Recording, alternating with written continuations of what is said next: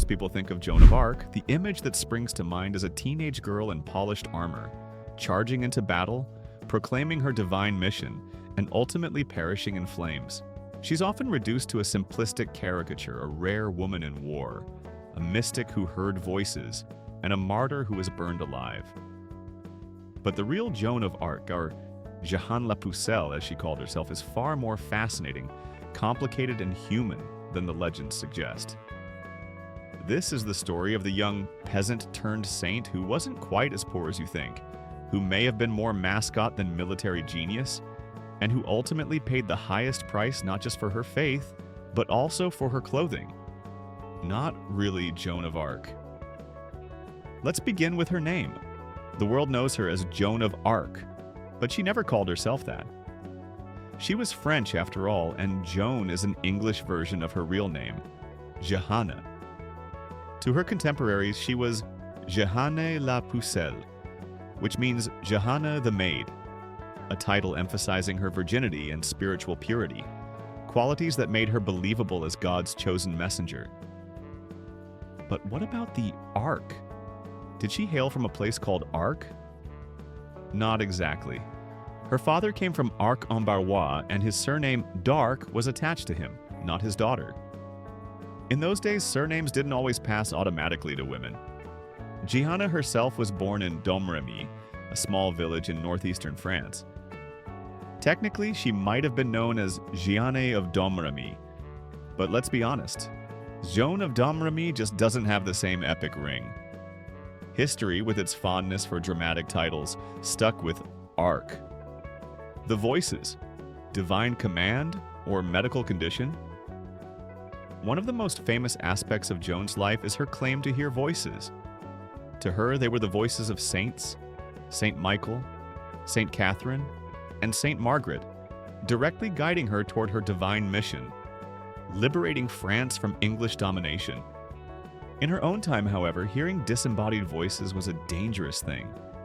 Society usually saw it in black and white terms. If God was speaking to you, you were a prophet. If the devil was speaking, you were a witch. Either way, it tended to end badly. Modern science has its own take. Some neurologists suggest Joan may have had a rare form of epilepsy called idiopathic partial epilepsy with auditory features. This condition affects one area of the brain and can cause realistic auditory hallucinations. Other historians argue she may have suffered from schizophrenia, which also explains her certainty that she was hearing divine messages. Of course, these diagnoses are speculative. We can't peer into a 15th century brain. What we can say is that Joan herself was utterly convinced her voices were real, and that conviction shaped the course of French history. The myth of the poor peasant girl. Joan is often portrayed as a Cinderella-like figure, a dirt-poor farm girl who rose from obscurity to lead armies. It's a powerful narrative of the underdog who defied the odds. But the truth is a little less dramatic. Her family wasn't wealthy, but they weren't destitute either. Testimonies after her death reveal that the Darks owned about 20 acres of land, including farmland, meadows, and forest. They had enough income to live comfortably and even maintained savings for emergencies, something many families today still struggle to achieve. Their annual income was estimated at the equivalent of about £200, a respectable sum in the 15th century. In short, Joan came from a stable, reasonably well-off background. She was no beggar's child, but rather a girl from a respectable rural middle class. Warrior or symbol? Now to the battlefield. Popular imagination envisions Joan galloping fearlessly into combat, sword in one hand and banner in the other, cutting down English soldiers. Some contemporaries claimed that's exactly what she did, charging forward with her troops and even wielding a lance. But historians are divided. Desmond Seward, author of The 100 Years' War. The English in France suggested that her true contribution was morale. Joan of Arc merely checked the English advance by reviving Dauphine's morale. In other words, she wasn't a strategist or seasoned warrior. She was a spark of hope that re-energized a demoralized army.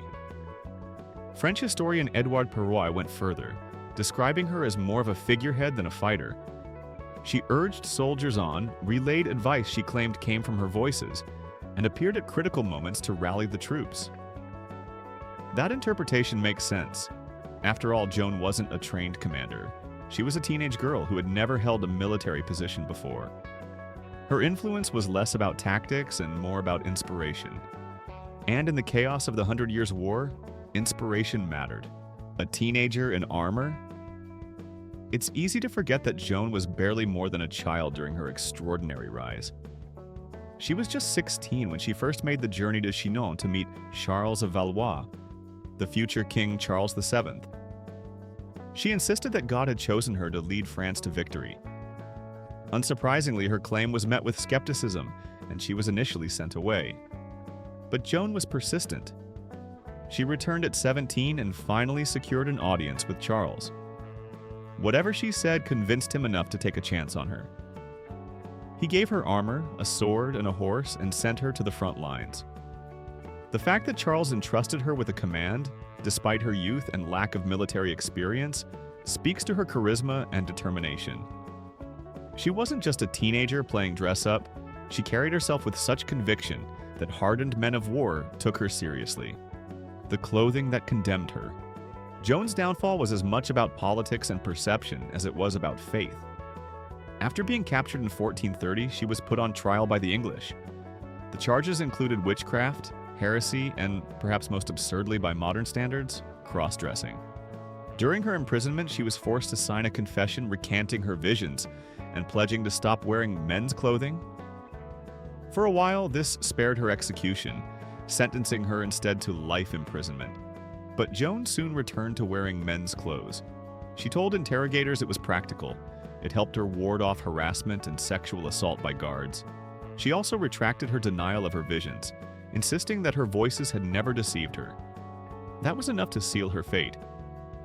Declared a relapsed heretic, she was condemned to death.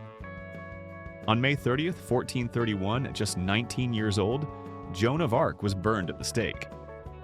Her refusal to conform even in the smallest matters of dress was ultimately the final straw for her accusers. The legacy of the Maid. Joan's trial and execution were meant to erase her influence, but they did the opposite. Instead of discrediting her, her death turned her into a martyr.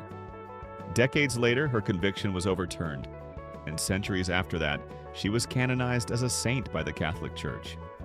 Today, Joan of Arc represents many things to many people. To some, she is a national hero of France, a symbol of resilience and patriotism. To others, she embodies female strength, spiritual conviction, or youthful courage. And to historians and medical experts, she remains a puzzle. Was she a mystic, a visionary, or a young woman shaped by illness and circumstance? And that's the incredible, complicated story of Joan of Arc.